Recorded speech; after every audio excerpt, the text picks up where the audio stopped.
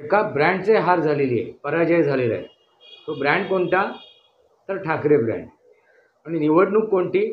तर BHTच्या पतसंस्थेची निवडणूक.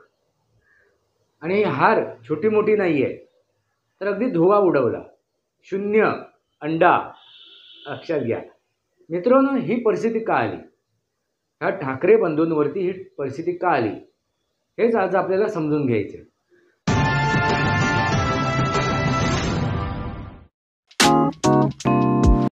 नमस्कार मित्रांनो, वास्तवावर बोलू काहीतरी ह्या माझ्या शृंखलेमध्ये पुन्हा एकदा आपलं स्वागत.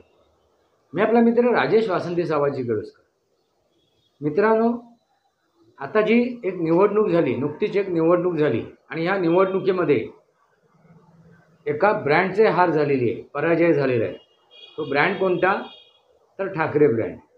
आणि निवडणूक कोणती? तर BHTच्या पतसंस्थेची निवडणूक. आणि हार छोटी मोठी नाही आहे, तर अगदी धुवा उडवला. शून्य अंडा. लक्षात घ्या मित्रांनो, ही परिस्थिती का आली? ह्या ठाकरे बंधूंवरती ही परिस्थिती का आली हेच आज आपल्याला समजून घ्यायचे. मित्रांनो, अहंकार ज्या वेळेला विकोपाला जातो ना, त्यावेळी ही वेळ येते. अहंकार विकोपाला जातो त्यावेळेला. आणि हा अहंकारच ह्या दोघांना घेऊन काय करतोय? बुडवतोय. अगदी बुचकाळून काढतोय, अगदी ढवळून काढतोय. पण त्या अहंकारातून ते बाहेर पडत नाही आहेत.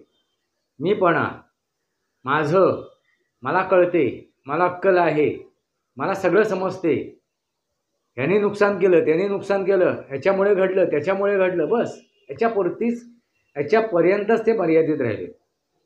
आपल्यामध्ये काय कमतरता आहेत, आपल्यामध्ये काय कमजोऱ्या आहेत, आपल्यामध्ये काय उणीवा आहेत, हे त्यांनी कधीही शोधून काढले नाहीत. आणि कोणीच दाखवल्या तर त्याच्यावरती त्यांनी काय केलं नाही? लक्ष दिलं नाही. मित्रांनो, असे हे दोघे बंधू आज गळाभेट केल्यानंतर त्यांनी एक ठाकरे ब्रँड शिजवला आणि त्या ठाकरे ब्रँडला एक फोडणीसुद्धा दिली. आणि त्या फोडणीतून त्याने एक पक्वान्न तयार केलं. त्या पक्वान्नाची किंमत शून्य झाली. कारण ते ठाकरे ब्रँड आहे ना मित्रांनो, ते बाळासाहेब ठाकरे, हिंदू हृदय सम्राट बाळासाहेब ठाकरे यांच्यापुरतंच मर्यादित राहिलं, त्यांच्यापर्यंत ते चाललं. आता तुम्ही बनवलेले जे प्रोडक्ट आहे, पदार्थ आहे, जी गोष्ट आहे, त्याची जर क्वालिटीच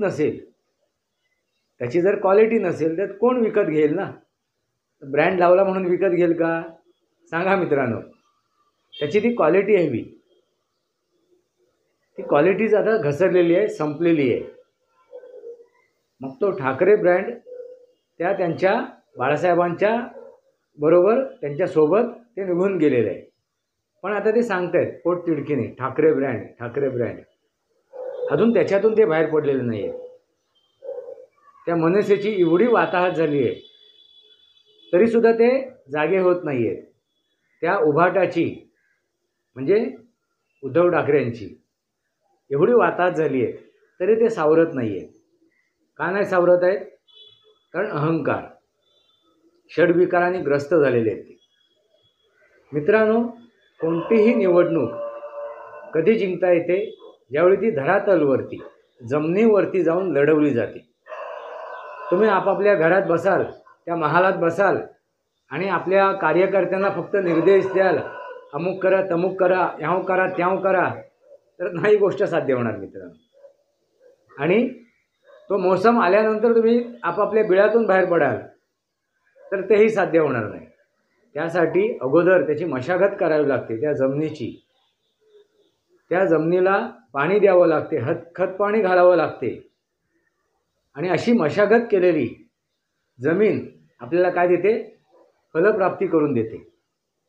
पण हे काय करतात? अगदी शेवटच्या मोमेंटला, शेवटच्या क्षणाला ती कसायला जातात, त्याची मशागत करायला जातात. आणि मग त्याच्यातून काय साध्य होणार? जे आता त्यांनी साध्य केलं तेच. हेच दुर्दैव आहे मित्रांनो. बाळासाहेब ठाकरे यांनी ही संघटना उभी केली, शिवसेना, की आपल्या रक्ताचं पाणी करून, आपला घाम गाळून, आपलं पूर्ण त्याच्यात सर्वस्वी त्यांनी त्याच्यात अर्पण केलं, आपलं आयुष्य घालवलं. आणि हे करताना त्याने आपल्या त्यांच्यासोबत असलेल्या कार्यकर्त्यांवरती, त्यांच्या नेत्यांवरती त्यांनी विश्वास ठेवला, त्यांना मोकळीक दिली, त्यांना मार्गदर्शन केलं. आणि हे सर्व केल्यानंतर त्यांच्या त्या नेत्यांनी, त्यांच्या त्या कार्यकर्त्यांनी बाळासाहेबांनी प्रेम दाखवलं, दर्शवलं, त्यांच्यावरती विश्वास ठेवला आणि ती संघटना फुलवली, त्या संघटनेचा उत्कर्ष केला. पण हे दोघे बंधू काय करतायत? आपापल्या त्या शाही महालात बसून काय करतायत? ती संघटना चालवत आहेत. आणि मी म्हणेन ती पूर्व दिशा, मी सांगेन ती पूर्व दिशा, मला वाटते तसं, मला कळते तसं, मला उमजते तसं. मित्रांनो, नाही झालं. संघटना म्हटलं की काय असते? एक 4 लोकांना, 10 लोकांना, 100 लोकांना एकत्र आणून एक तो परिवार तयार केला जातो, ते संघटित केलं जाते. आणि तो परिवार काय करतो? एकत्रित येऊन ते काम करतो, कार्य करतो. पण तुम्ही त्याला परिवार समजलात नाहीत, त्या परिवारातील सदस्यांना आपलं मानलं नाहीत, त्यांच्यावरती विश्वास ठेवला नाहीत, तर काय साध्य करणार तुम्ही? हे आता जे साध्य केलं ते अंडा झिरो. मित्रांनो, लक्षात आलं का? ही जी दैनंदिन परिस्थिती निर्माण झाली आहे त्याला कारण हे दोघे बंधू आहेत, कारण षडविकारांनी ते ग्रस्त आहेत. मित्रांनो, तुम्हाला काय वाटते? ही जी निवडणूक झाली आणि त्यांच्या म्हणण्याप्रमाणे बॅलेट पेपर म्हणजे कागदावरती, आता कागदावरती काय केलं यांनी?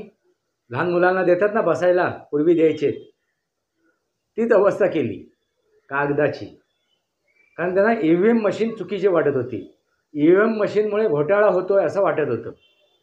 आता ह्या राहुल गांधींनी EVM मशीनला काय दिलं आहे? प्रशस्तीपत्र दिलं आहे, त्याला स्वीकारलं आहे, त्याला मान्यता दिली. आणि आता काय म्हणतात ते राहुल गांधी? निवडणूक आयोगच चोर आहे. म्हणजे काय आली परिस्थिती बघा. नाचता येईना अंगण वाकडं. तुमच्यात जोर नाही आहे, तुमच्यात कुवत नाही, तुमच्यात क्षमता नाही आहे, तुम्हाला वास्तव समजत नाही आहे, त्या वास्तवावरती तुम्हाला काम करायचं नाही आहे, ते वास्तव तुम्हाला जाणून घ्यायचं नाही. मग काय म्हणायचं?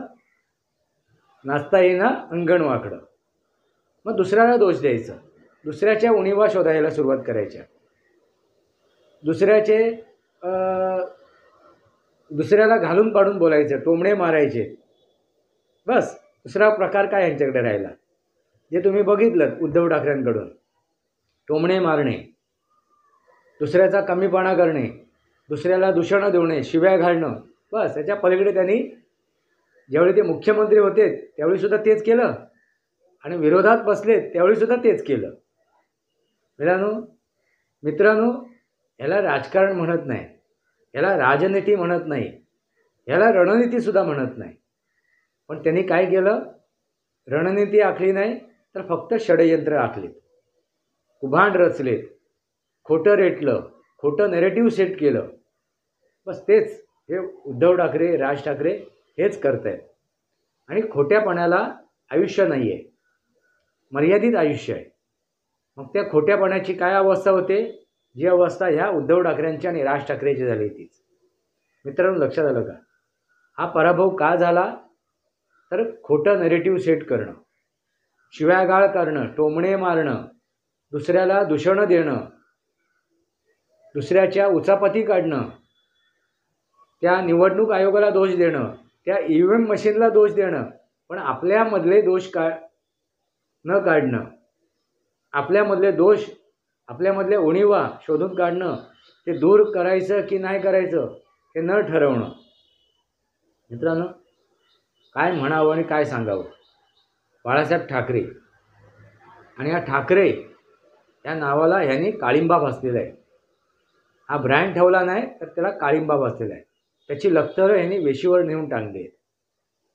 आणि मला वाटत नाही हे दोन्ही संघटना आता जीवित राहतील, अस्तित्वात राहतील, त्याची मला आता कल्पना करवत नाही आहे. तुम्हाला काय वाटते मित्रांनो? मनसे आणि उभाटा हे आता जीवित राहतील का?